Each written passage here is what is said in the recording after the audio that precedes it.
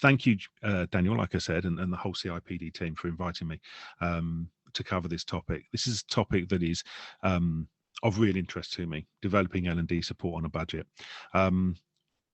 I've worked in a range of industries, in public and private sector. I'm currently an independent consultant, and I'm actually working for Department of NHS, or Department of Health and Social Care, I should say, on training around the Test and Trace programme at the moment. And I'm privileged because we actually have some budget to do some stuff there in many places that I have worked, particularly in the public sector. That'll be in HMRC and local government as well. We haven't had a lot of money. I have got a lot of years experience in learning and development. For about the last 25 years or so, I've worked in L&D. And about 10 years ago, 12 years ago, I got an itch. And the itch was that we had to be doing learning and development a bit differently, and I couldn't work out why. So I spent a couple of years just investigating and seeing how we might be able to approach doing learning differently. It felt like a lot of learning was training with a different coat. And we were just putting new words onto it to try and describe it. And I think it's interesting to see how learning has moved on, or maybe not, on that basis. I'm an absolute advocate for informal and social learning. I think that's really important that we learn in a social way. That's one of the reasons why I'm really keen for people to use the chat function, for example, to put your comments and questions in the chat. And please feel free to talk to each other in the chat as well. If you want to talk about me, I'm happy for you to do that as actually asking questions and so on as well. So please feel free. If I say something that you don't understand, please put it in the chat as well. I'll keep flicking back to the chat occasionally. I'm really keen on, like I say, the conversation element, the idea of social element between it. So what we're going to do in this session, so in typical trainer style, what we're going to do is encourage you to do a few things. First of all, think about your current approach. This is a focus around learning and development. Now, you don't have to be an L&D professional to be in this session. You might be an HR professional thinking about your learning function. You might be just a consumer of learning and development, but think about the current approach towards learning and development that you get. Secondly, explore what might be preventing you, or preventing the people who are working for you or with you or supplying you from being more innovative. What are the things that maybe stop them doing that, and how can we push that? Particularly important with suppliers. I'm working with a very big supplier at the moment, because we've got an enormous number of people. We recorded something in the region of our 256,000th user on our platform for the NHS program earlier this week. So what's preventing my supplier from being more innovative in how they can approach it?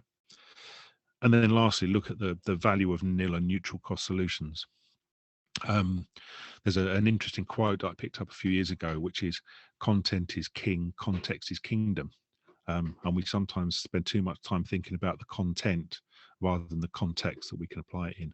And so there's a definite question to be had around the nil or neutral cost around some of the activity that we do. What I would like us to do is just to work into some small groups, just for a moment. What I would like is, in each of your groups, just for 5 minutes or so, I believe, Daniel, wasn't it? Just to introduce yourselves to each other and just really go through exactly as you've done there, Sue. Just what's your problem? And thank you for doing that, because you've actually just described perfectly what I want people to do in the breakout rooms. I want you just to speak to each other and just to highlight, well, what is the problem that you've got? And it could be, it's traditional, it could be anything. I'll leave it for you to have that conversation. But I'm keen for you to, within your groups, just to come up just with some of the ideas as to what the specific problems are that you've got at the moment. Does that sound good for everybody? So interesting to see your questions, and thank you, everybody. So I'm particularly looking through the questions because I think there are four things, or it will be one of these four things in the most part. And those four things are a lack of authority, and I'll go into a little bit of detail as to what I mean by that. A lack of skill, and that's from a learning and development side. And also potentially by the people we're working with as well. Do they understand what we do? I don't think necessarily they do all the time. There's a lack of will, and that's by within the organisation, but also within the L&D space as well. I mean, really, really good trainers who are really good at training, but they're not L&D people. And then also resource. So you said you wanted to find out about nil or neutral stuff and doing stuff on a budget. I will cover loads of stuff that you can do on a budget. But before we get to the budget stuff, I want to go through some of the other stuff first.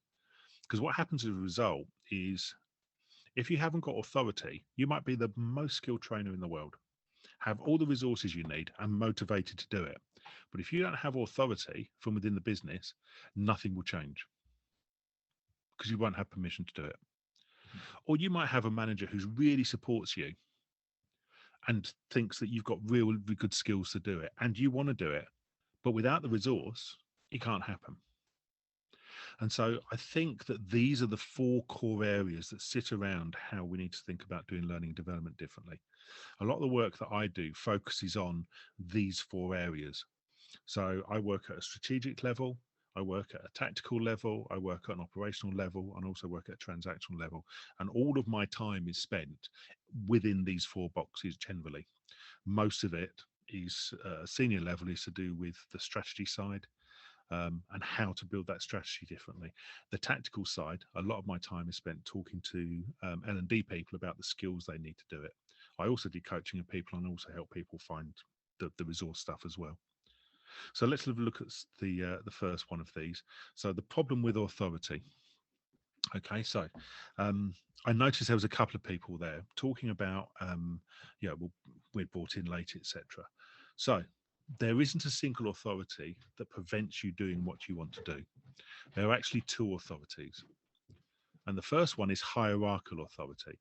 So do you have a position within your organization that gives you power to change things? If you don't have that, then you're going to find it very difficult to make things happen because you can't control and order stuff to be changed. You might want to do it, but you haven't got the authority to make it happen. Second authority, which is probably more important, is the social authority. Do you have the social authority in your organization to change things? i.e., are you an influencer? Do you have influence in order to make things change? If you haven't got both of those authorities, you're not going to be able to do it. I'll pause for a second. Any comments from anybody? So that's the 4 areas: the authority, the skill, the will, and the resource. And like I say, the problem with authority, the big problem you have with authority is that there are 2 kinds. So I'll pause for a second. Does that resonate with anybody in particular? Yeah, you will get a copy of the slides, Claire. Don't worry. You'll get a copy of the slides. The hierarchy. Sorry, Andrew. It's Sarah. Yes, please, Sarah. Yeah. Thinking about the hierarchical thing, I think that can vary according to the organisation you're working in. Yeah.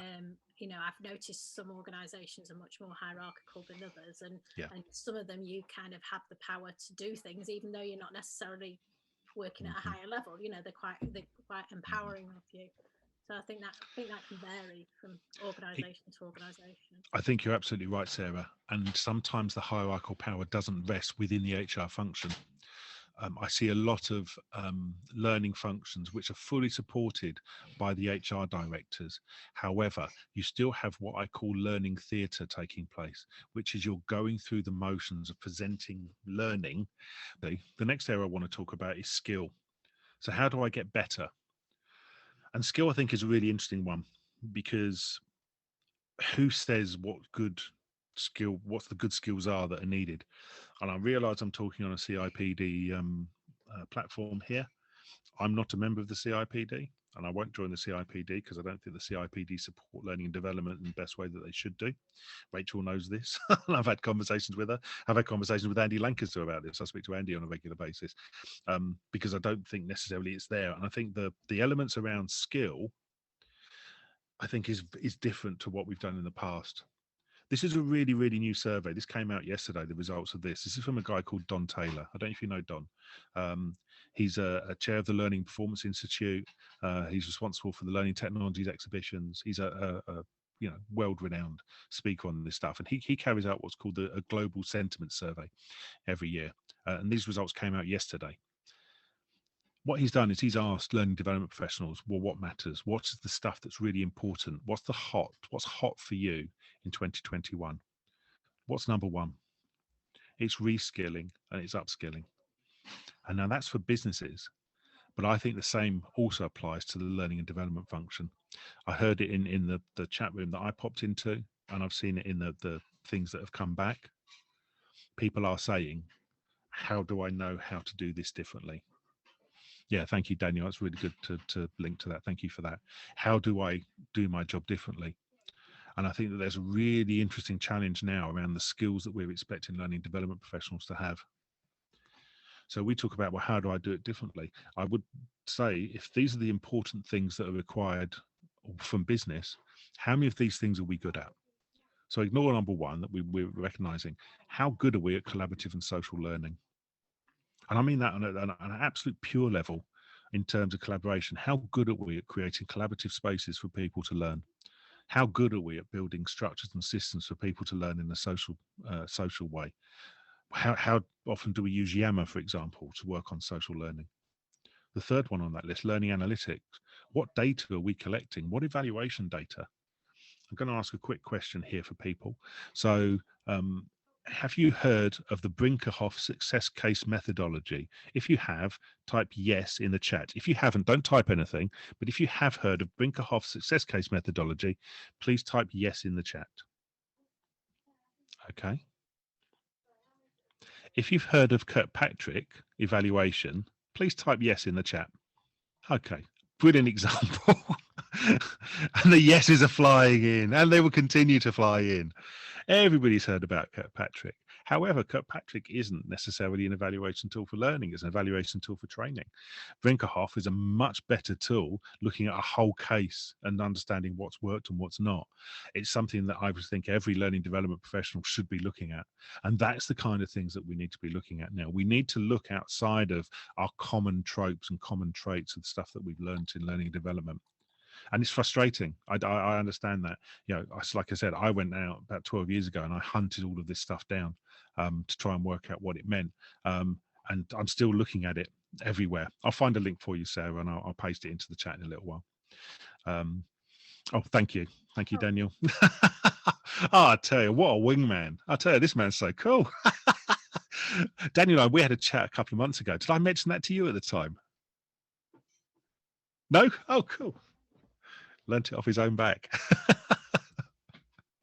Awesome stuff. Thank you, Daniel.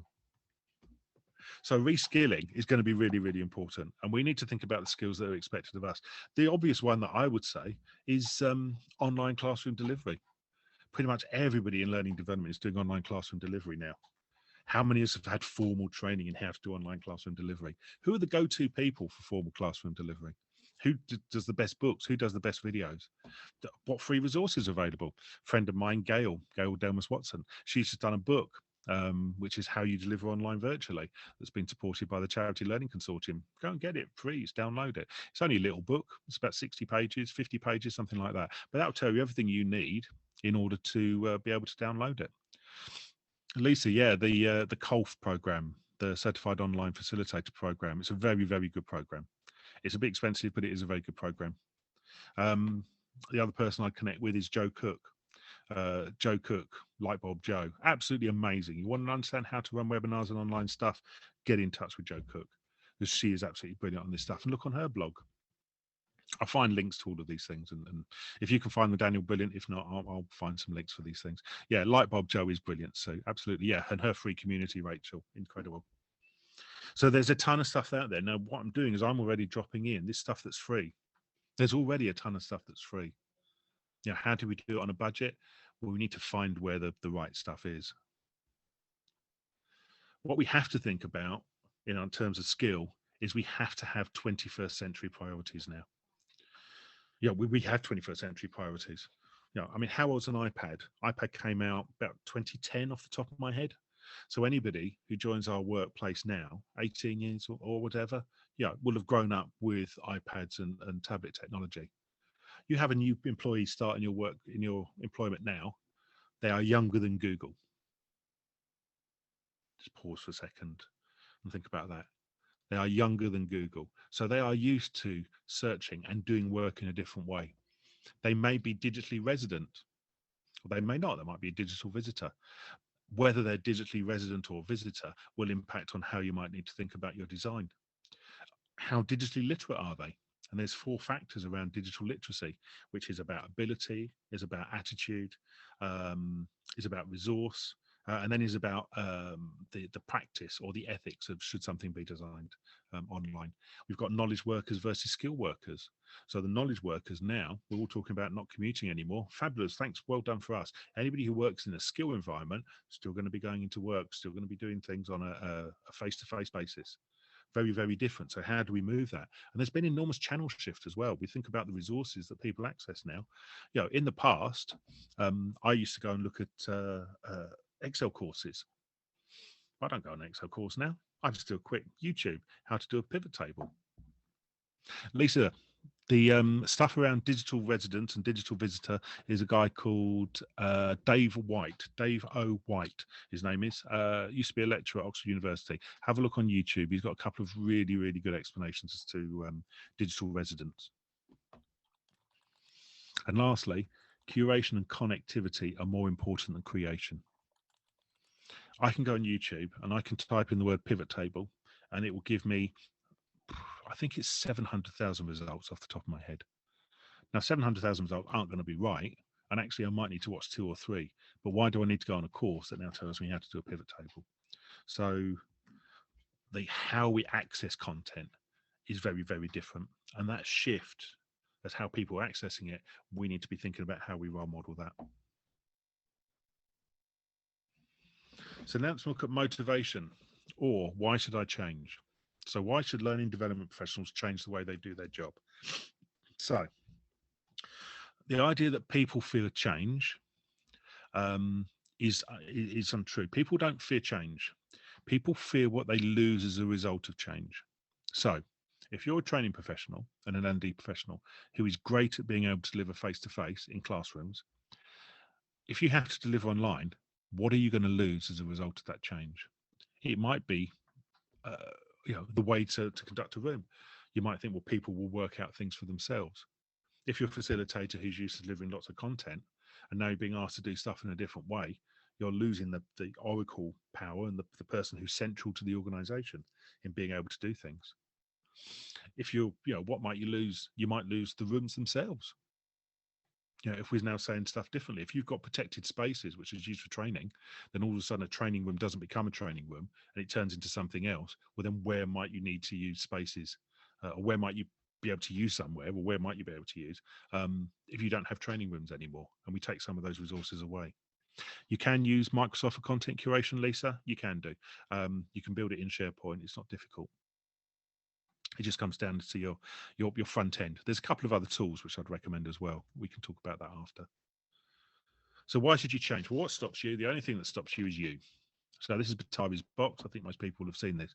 So the only reason why I don't do stuff differently, so the only reason why I'm not going to change my behavior is my attitude. So I can change my attitude. I can go, do you know what? I'm going to embrace this. I'm going to decide that I'm going to do learning development differently. And then I will change my behavior. So the fact that when someone says, I need a course, and you go, no, I'm not going to give you a course, because that's a shopkeeper approach to learning and development. And I'm no longer a shopkeeper. The shopkeeper approach to learning and development is where someone comes along to the learning function and says, I would love for you to provide me with a course. And we go, absolutely. And what would you like in that? Would you like an icebreaker? Here's an icebreaker. And do you want a couple of exercises? And what's the content bit you want in there? And you want the evaluation, don't you? You want a happy sheet at the end of it. Absolutely. And we put that together and we produce that. And that's a shop bought product. And the person goes away and they're happy until the next time when they need something. And they come back to us again. They get the same thing again. What they're seeing is that they've always had that model. They've always come to the same place. Now what they're recognizing is similar to online shopping. Well, I can go online. I can get just the bits I need. So what we have to think about is doing stuff differently. We have to change our behavior. If I change my behavior, then I will change your attitude towards me. So you will see what I'm doing differently and you will change your attitude. So you will think, well, you know what, that learning function might be able to do stuff a bit differently. And that's the behavior change. So then they'll come to us and go, could you do something differently for me? That will then support. Yeah, okay, well, we can experiment, we can pilot, and then we will come up with something new again. I'll pause for a second to see if there's any questions or comments. No? So this is either really, really good or really, really bad. Can I ask a question? Just please. I really like that that analogy, so the shopkeeper approach. Yeah, shopkeeper to engineer, yeah. To an engineer, okay, because I was thinking where you were going with that curation rather than content is that maybe you were saying boutique, concessions, collect this kind of, No, but you're still looking at being original. Absolutely, yeah. It's about shopkeeping to engineering.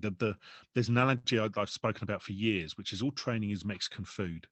It's the same ingredients, just folded differently.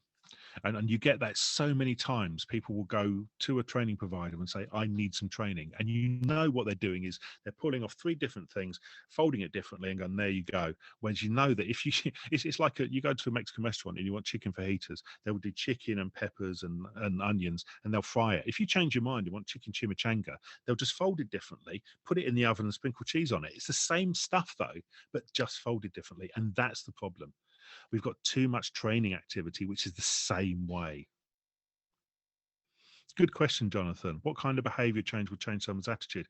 Anything you do differently tomorrow will change someone's attitude towards you.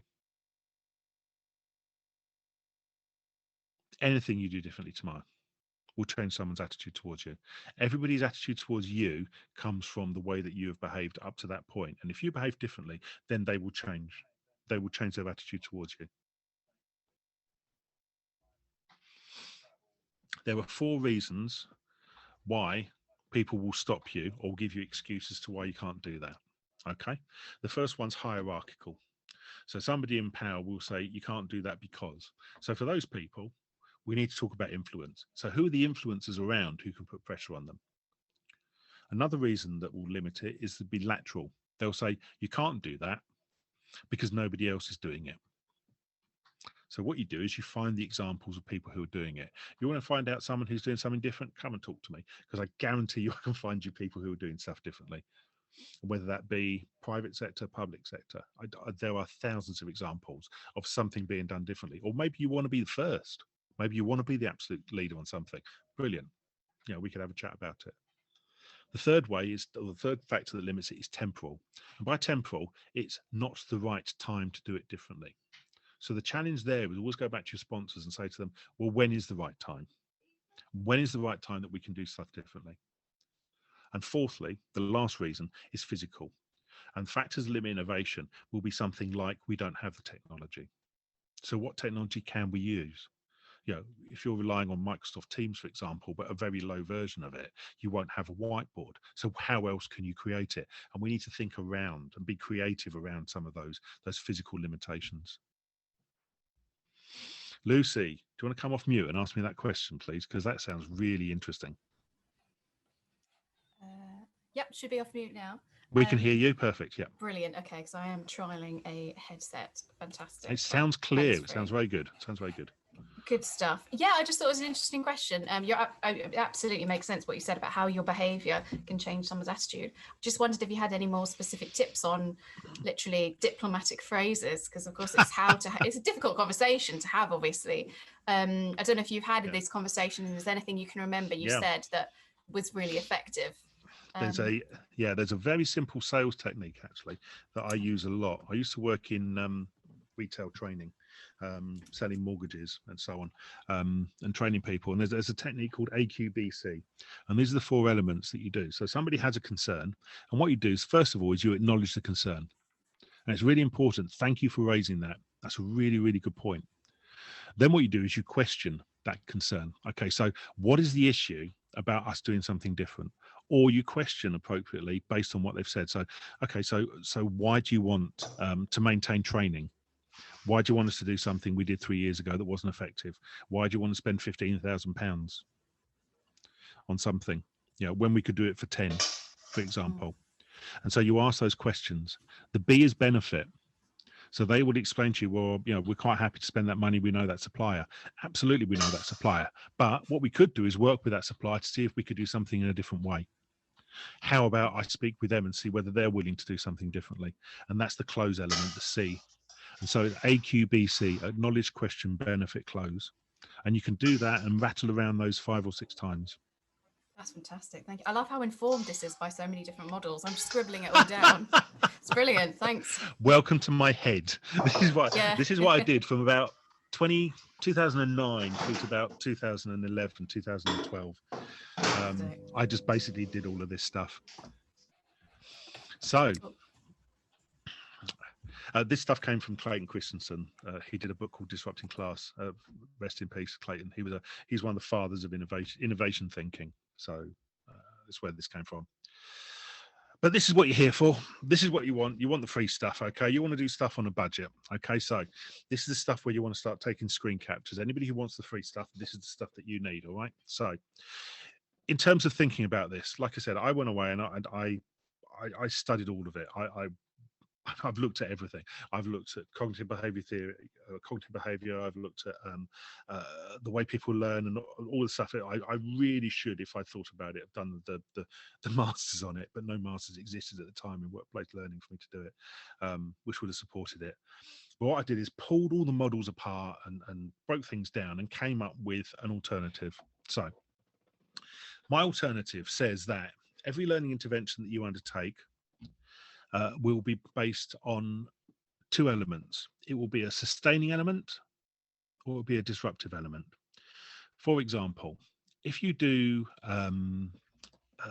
first aid training, the number of breaths to compressions that are required when you're doing heart massage is a sustaining element of the training. There is a requirement in the training that you have to do a certain number of breaths to compressions. That is mandated. What there isn't when you're doing first aid training is something that says exactly how tight to tie the knot or which knots you tie when you're tying a sling.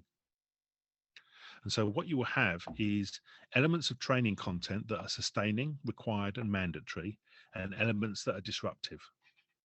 The first thing you do is you start stripping out all the stuff that people are saying is required. What's really interesting is when you start saying to people, so why is that necessary? What happens if people don't know that bit? What happens if people don't apply that bit? What you'll start doing is start pulling out the stuff that doesn't relate to training. What they'll be doing is pulling out management activity, process activity. There's 5 areas that I like looking at. I look at the strategy, structure, systems, skills, and culture. So the strategy, is the strategy wrong, the aims and objectives? Are the systems wrong in the systems and processes they've got? Is the structure wrong and the relationships that are built? Are the skills wrong? Because now that's something that we can do about, or is the culture wrong? And so actually when you start questioning this required mandatory stuff, it tends to be strategic, structural, system-led or cultural. It's generally not skills related. And the second part in this model, this was inspired by a guy called Charles Ledbetter, who used to be the chief executive of Demos, is that all learning is either informal or formal. For the purposes of this model, I'm saying formal is managed by somebody else, and informal is managed by the individual. So you have things that are required, mandatory, formal. That's our traditional learning that we stick in this box here. And that's the learning that most of the people that we talk to and talk with, that's what they think we do. They think we do this stuff. Think Mexican food. That's the required stuff here. And this is the refried beans. This is the stuff that you can do on the side if you want, or the guacamole dip that you could do if you want, but you don't have to. What we also do in learning development is we work this way across here. That's all we do. We rarely do this stuff because, well, that's not about how learning development works. So my model and the way I'm suggesting you look at it, you start in this box here and we go in this direction. So what we're going to do is spend a few minutes just looking and seeing what that model will look like. Now, what I'm really, thank you, Daniel. That's a brilliant link.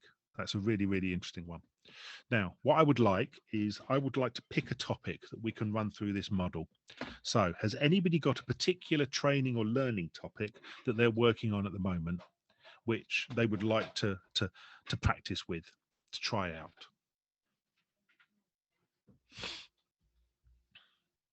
If you have, just put it in the chat. It could be coaching.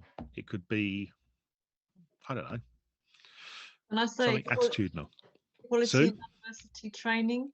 Oh, quality and diversity training. Oh man. Yeah, let's do that one, Sue. because that's one everyone's going to have that one. Mental health is a really difficult one, Sandra. Let's do the equality and diversity one. I'll come back to mental health and we can have a conversation about that separately after if need be. Let's do equality diversity. Okay, so equality and diversity training.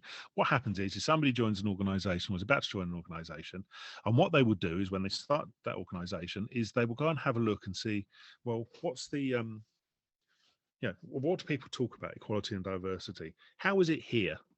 And they'll talk to a colleague about it. And what they'll do is they'll start looking at some user-generated content as well. So they might look at stuff that other people have produced. Seeing a lot of it recently, partly to do with mental health, but generally well-being and so on. And are they equality and diversity driven? What they'll do is they'll go on some forums. So they'll go onto Mumsnet or Reddit or somewhere external where they'll go and chat and look at stuff. And they might speak to somebody externally, and they might do some personal reflection, and they might read some blogs, and they might go to their personal learning network, which will be in Twitter or LinkedIn or somewhere.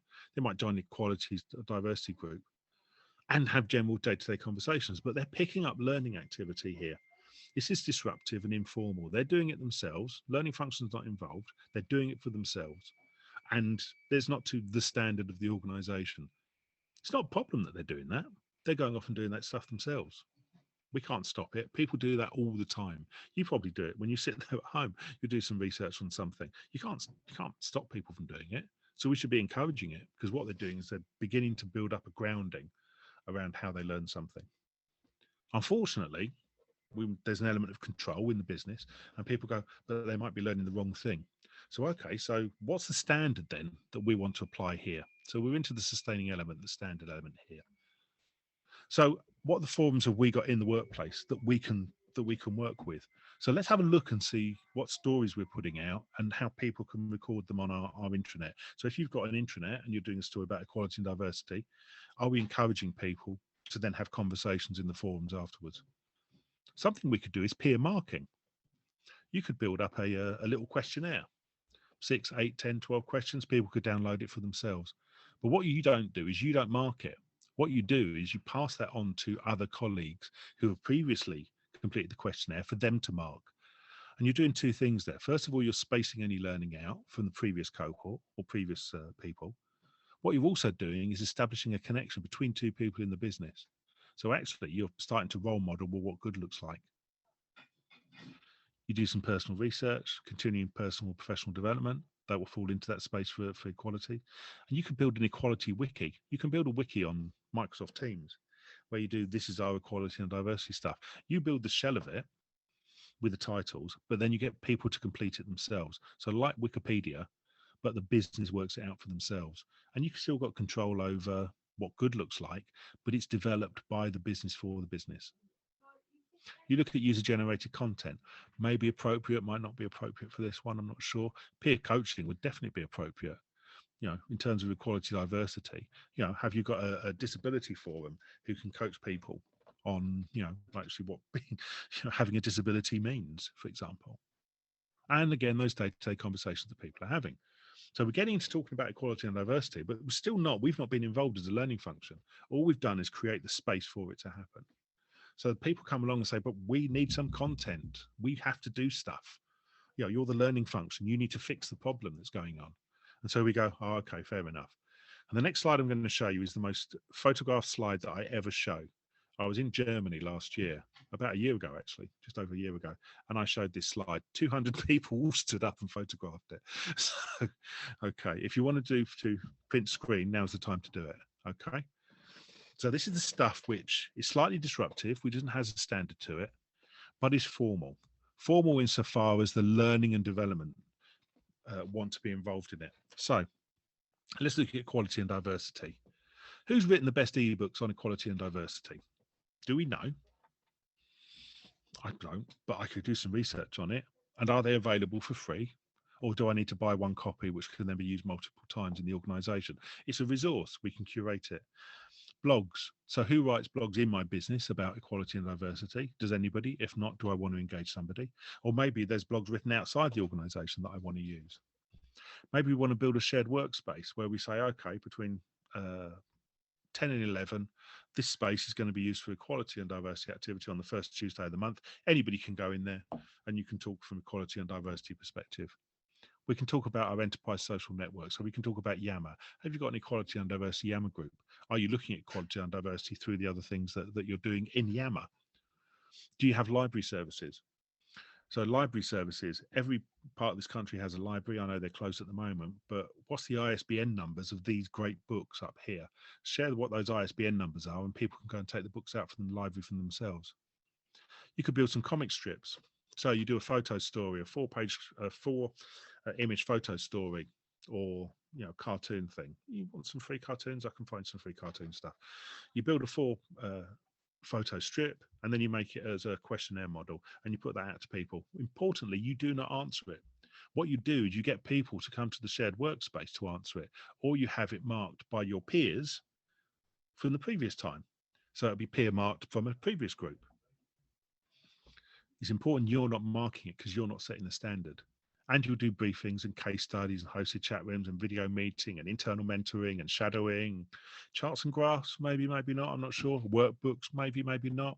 Is there any equality Twitter chat sessions that you want people to join into? Is there a disability chat? Is there a women's chat, for example? Do you want to build some practice sessions? You might want to do, someone's got to have a conversation with a colleague who said something inappropriate. Have you built any practice sessions for them to do that? Where you say, okay, from this time to this time, we'll have a practice room. Brilliant for presentation skills. Why do we pay people to go on presentation skills courses when actually all they want is the confidence of them doing it half a dozen times? So build a safe space where people can do it, and action learning and RSS feeds and videos and podcasts, etc., etc. You can see. Now, somebody wants to learn about equality and diversity. They'll have done some of this stuff. They've done some of this stuff. By the time they come to doing this stuff, it's going to be really small. And that's beneficial for two reasons. One, the cost is going to be arguably smaller. Probably it might even be nothing because they might not need this stuff.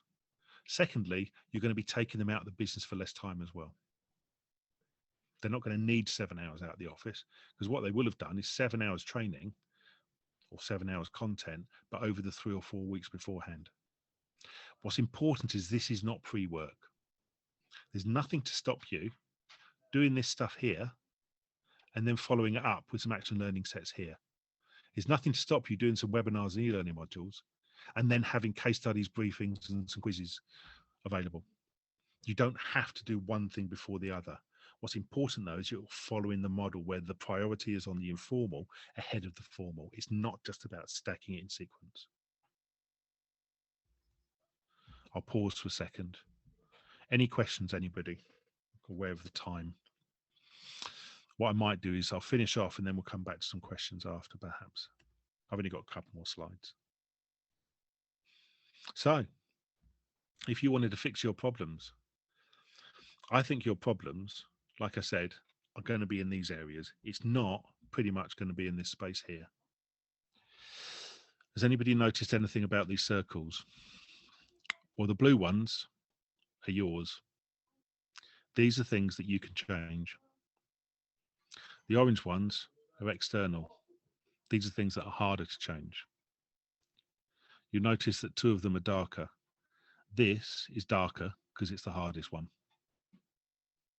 This is slightly lighter because it's arguably a little bit easier. This is darker because it's harder. This is lighter because actually it's easy. I've just shown you there's 40 resources that you could pull up in relation to content, but having the resource on its own is meaningless unless you have the authority and the skill and the will.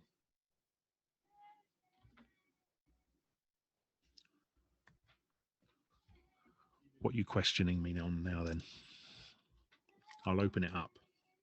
Just thinking practically, if somebody, and I'm not in this situation, I know, but some people may be where you're the only person who's doing learning and development. You don't have a lot of time, you have to influence, you have to do all those things in the circle. Are there particular things that are very impactful in your opinion, but don't take a lot of time to set up? So, for example, I'm trying to do a website at the moment. I'm just getting frustrated because little things happen and I don't know how to do it. Yeah. And is is there sort of some things that, I mean, I think Yammer's great. I've used it lots. Are there other things that you could advise people that you know where you'd start? So that there's a phrase I use, which is that someone somewhere in the organization probably knows the answer. What you need to do is connect with those people. And the only way you're going to do that is if you go out to the business and go, look, we've got a problem here, guys, about how we build this website. Who here can help me with it? So, for example, you know, I know how to build websites. Nobody ever asked me to build websites because nobody ever gets in contact with me and asks me about it. But if I'm in an organization and people can, someone like yourself was saying, oh, we really don't know how to build a website. Well, I'm going to go, yeah, Sarah, I can help with that. So it's about going out and saying, well, we need to do stuff differently. And I've been asked to do something. How can we do it differently? And so it's starting to find the experts in the business. Who are the subject matter experts in the business on stuff that maybe you wouldn't consider them to be? So who is a really, really cool coach?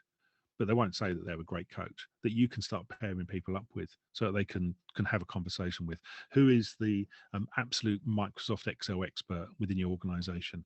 You know, or the team of experts who you can point people in with. Can you get them to do an open session where people can come and ask them questions, for example? It's about thinking creatively. There's I call it hard thinking or heavy thinking. So it's that you need to be creative, but you also need to be critical. So you need to have creative thinking and critical thinking about how you can address it. Does that help? Yeah, I'm just thinking, I know I did that at the university. I got somebody in IT to work when we first had to do our website. But I think when you're working on your own, that's harder, isn't it? So I've not got somebody, I've probably got a friend. So I could think, who could help me. I could swap some friends maybe. So I use my LinkedIn and Twitter communities for everything. I wrote about this a couple of days ago, actually, on my blog. Thank you, Dalila. I'll explain the blog name in a minute. But I wrote on my blog a story that happened to me where I was having a real issue around trying to interpret some data in Excel. So I put a tweet out there. Within 10 minutes, I had 4 responses. Somebody contacted me, sent me a DM. I spoke to him, sorted out what the problem was, done. Literally done, just by going out and asking the question. And it's that idea of working out loud a little bit and not being afraid to say to people, well, I'm here on my own, how do I do this? And it's connecting with people who can help you do it. And most people, we're pretty nice people. If I don't know the answer, if you come and ask me, how do I do this? And I don't know, well, I'm going to point you in the direction of somebody who can. Yeah. The reason that the name Lost and Desperate, Dalila, comes purely because people come to me either lost or desperate. They're lost, they want to develop, but they don't know what, or they're desperate. They know what they want to develop, but don't know how. So that's why it's called Lost and Desperate.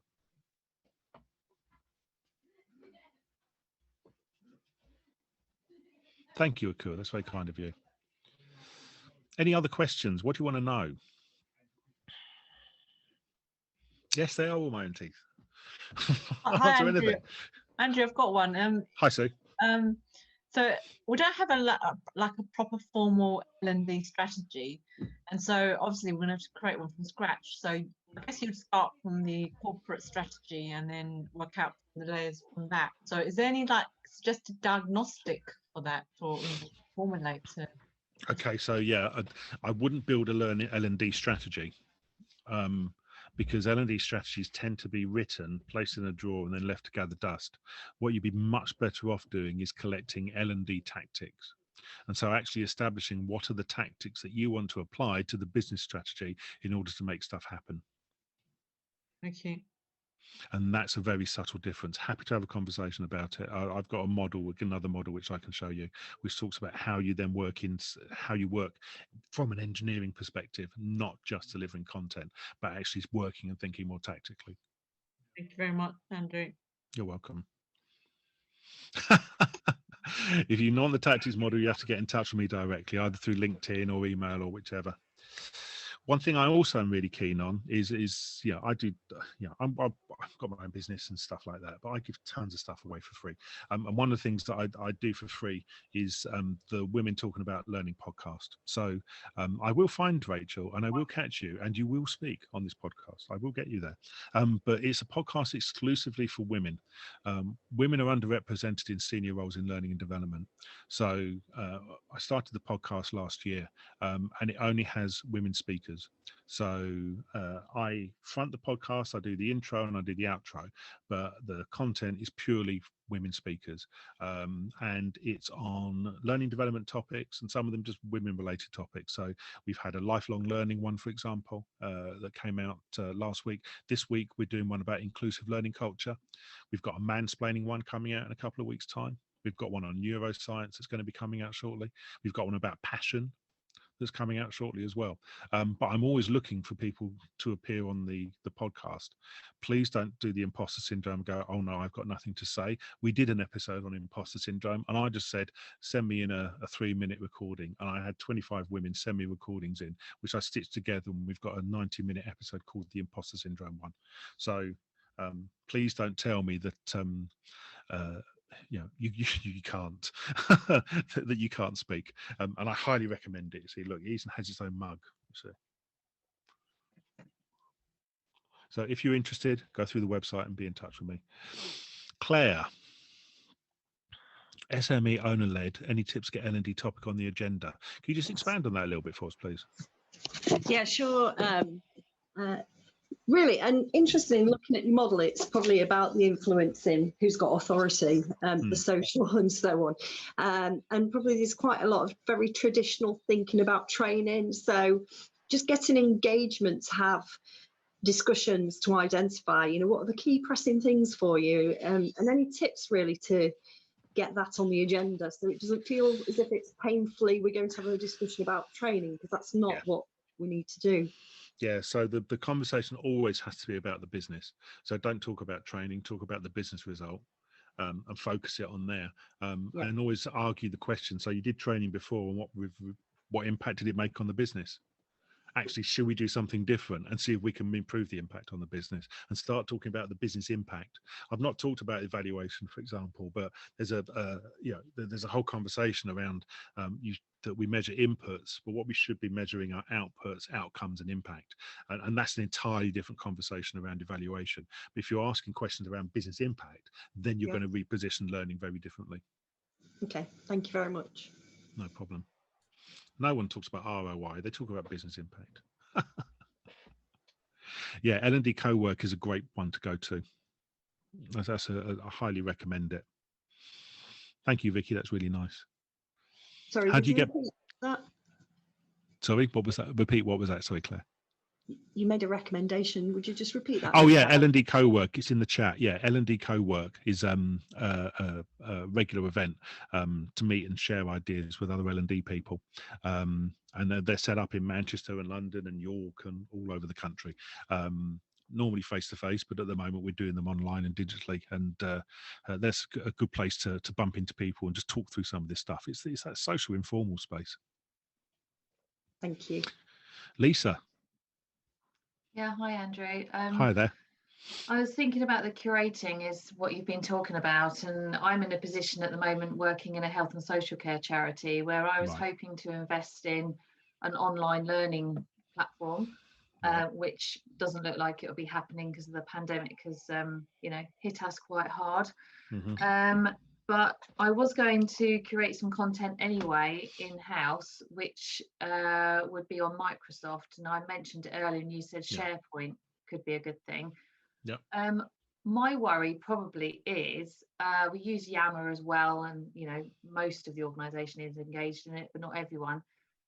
If I curate content, it's about getting people to go and use it and actually have that as a habit, whereas at the moment they're still used to being booked on a training course. We're gradually moving away from people doing that, but how do you particularly where they're trying to run services at the moment which are in a crisis situation, but we still want to develop upskill people? So there's 3 stages to curation. Curation itself has 3 elements. The first element is aggregation. So that's where you go out and find all the good stuff. So chances are the first thing the first content you start putting together won't get used by anybody, and simply because there's too much stuff there. So what you need to do is the second stage is then sifting it. So actually work out what is good and how is it relevant, and start recommending stuff to people. And then the third element of it is filtering it. So what you do is you ask for feedback on the content. So you look at the number of views on a particular piece of work and just go, okay, so how many people have used it and is it any good? For example, and go to people directly. So when someone says to you, oh, I need to do a training course, for a childcare perspective, well, actually, have you looked at this bit of content that we pulled out from, wherever, and has that helped in the first instance? Is it still the same training that you need, kind of thing? And so you engage with people on that basis and have those conversations around it. Okay, thanks. Yeah, I'm thinking of setting up a SharePoint area. Maybe we were looking at a leadership program, an ongoing one, so looking at somewhere to kind of put that kind of content. Leadership would be perfect, because the great thing is you can actually pull the content out into 5 or 6 different areas. So leadership's a brilliant one. So what is it? Is it about the comms of leadership? Is it about the values of leadership, etc.? And you can pull those individual things out, get the external stuff in, but then you can also feed in, well, what's the organization's stuff towards it as well? So in terms of leadership values, what's your chief exec talk about? What's your IT director talk about in terms of leadership values and stuff? And you can start get them to record a 15-minute podcast via Zoom, or Teams, for example, and put that on there, which people can download and listen. It doesn't matter who uses it. What matters is that you're developing, moving stuff online and making it available. I can't quite picture what that would look like on SharePoint, for example. Is there somewhere I could go to and see where someone's actually, we've only recently used SharePoint since the pandemic started, even using Teams. We hadn't been using it, but we had it there. So is there somewhere I could see an example of that? The most SharePoints are internal, so you couldn't. It'd be a conversation around design. Again, happy to have a chat about it. I'm always happy to have conversations with people about this stuff. I won't charge you for it, by the way. I'll give people half an hour free. So if you want to have a chat about it, I'm sure we could have a chat around it. I'm sure.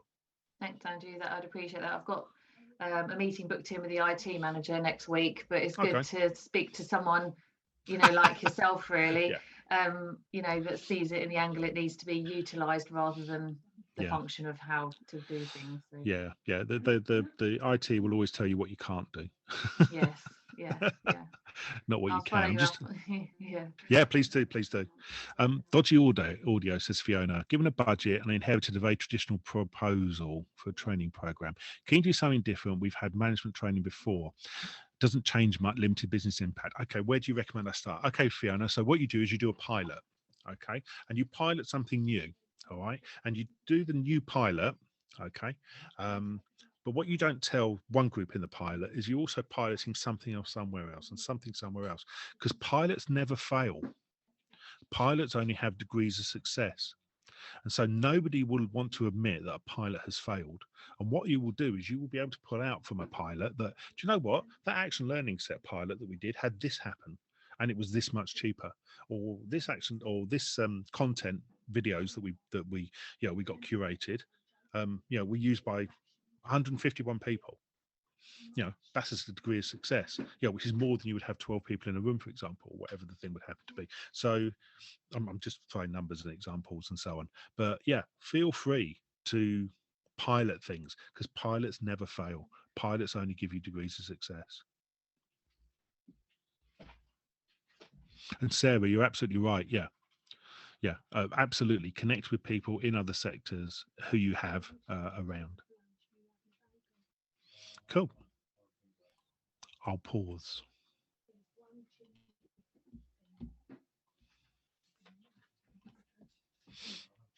Nigel Payne's book's excellent.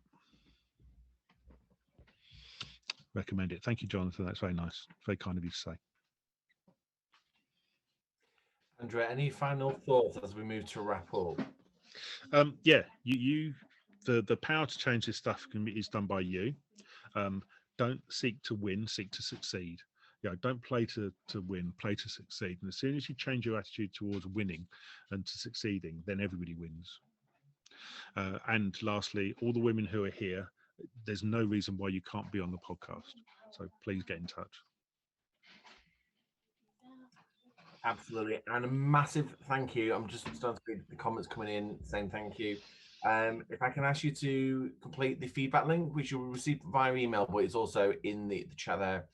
Can we just give a massive round of applause to Andrew? You can unmute at this point or just show us visually. It's amazing. Thank you so much. That's really kind of you. Did Rachel, how was your sketchnoting going, Rachel? Whilst Rachel just shows us that, it'd be great to hear from everyone what your takeaway from today as well via the chat. Rachel. So if you would like to have a look at the sketch note, the best thing to do is to put it on speaker view. So if you go to the top right hand corner of your screen and choose the speaker view, and if I keep talking, that way you'll get to see more of the picture. You can see that I've got here some of the challenges, some of the problems that we invited, including the disappearing budget and our late invitation to the party. And then over here, we've got some of those 4 core factors that Andrew was sharing with us, including the motivation. I'm rather liking the person who suddenly realized that they're responsible, it's me. And then over here, we've got some of the examples and that lovely point about piloting and giving everything a go, giving all sorts of things a go. I'll do a copy of this and I think that will be available to be sent out to people. So I'll make sure that that gets shared with people. Brilliant. Sure. And I think that's also shown how you can do learning in a very different way. And I love sketchnoting. Thank you for sharing that. At this point, everyone, I hope you've enjoyed today. It'd be great to find out from the chat how you, what you've enjoyed today, what your takeaway is from tonight's session. And again, just a massive thank you for taking part. And we'll see you soon at another CIPD Manchester event. But for now, take care, everyone. Have a great evening. Thanks very much. Thank you. Bye. Thank you, Manchester.